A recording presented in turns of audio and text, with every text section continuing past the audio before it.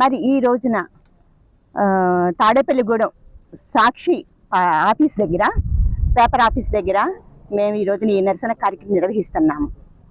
ఎందుకంటే నిన్న జరిగింది మీరు అందరూ చూసే ఉంటారు. సాక్షి డిబేట్లో, లైవ్ డిబేట్లో ఒక కృష్ణరాజు అన్న పేటీఎం జర్నలిస్టు, అదేవిధంగా మరి కొమ్మినేని శ్రీనివాసరావు అన్నవాడిద్దరూ కూడా మహిళల్ని ఎంత నీచంగా మాట్లాడారో మీరందరూ గమనించారు. ఎక్కడ నార్యస్తు పూజంతే రమంతే తత్త దేవత అన్నారు పెద్దలు. ఎక్కడ స్త్రీలు పూజింపబడతారు అక్కడ దేవతలు నడయాడతారంట. మరి ఈ రోజున కూటమి ప్రభుత్వంలో మహిళలందరం కూడా గుండెల మీద చెయ్యేసుకొని హ్యాపీగా ఉన్న ఈ సమయంలో జగన్ అది తీసుకోలేక తన పేటీఎం బ్యాచ్ని ముందుకు పంపించి ఈ రోజు ఇటువంటి మహిళల మీద ఇటువంటి నీచమైనటువంటి మాటలను అనిపిస్తున్నాడు. మరి ఆచార్య నాగార్జున అంటే విశ్వవిఖ్యాత విశ్వవిద్యాలయాన్ని నిర్వహించారు అమరావతిలో.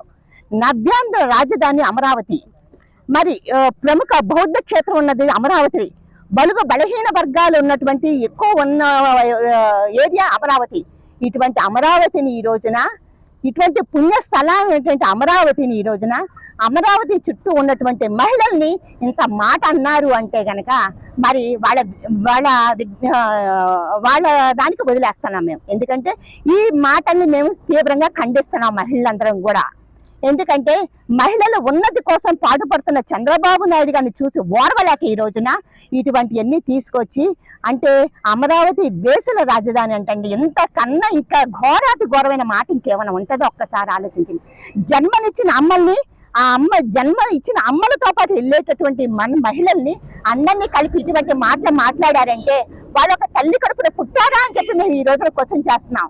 కాబట్టి ఈ రోజున ఒకటే చెప్తున్నాం, ఖబర్దార్ జగన్, ఈ రోజున మేము తలుచుకుంటే ఏమైనా చేయగలం మేము.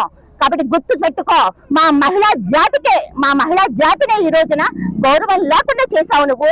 తప్పకుండా ఇంతకింత అనుభవిస్తావని చెప్పి తెలియజేస్తున్నాను. అదేవిధంగా భారతి గారు వెనకాల ఉన్నారు. ఏమ్మా భారతి గారు, మీరు ఒక మహిళే కదా. అంతేలే, ఎందుకంటే తల్లిని చెల్లిని బయటికి పంపించినోడు ఇది పెద్ద లెక్కేం కాదు.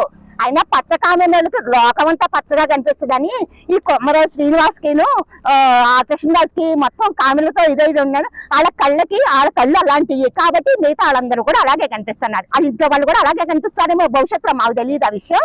కాబట్టి భవిష్యత్తులో మీరు సరిగ్గా ఉండాలి అంటే కనుక సరిగ్గా మాట్లాడటం, నాలుగు దగ్గర పెట్టుకొని, నోరు దగ్గర పెట్టుకొని మాట్లాడండి. జగన్ మీ పేటీఎం బ్యాచ్కి చెప్పండి, లేకపోతే మేము ఏం చేయాలో మేము వచ్చేసి ఆంధ్ర మహిళలందరం కూడా ఏం చేయాలో చేసి నిరూపిస్తాను. Thank you.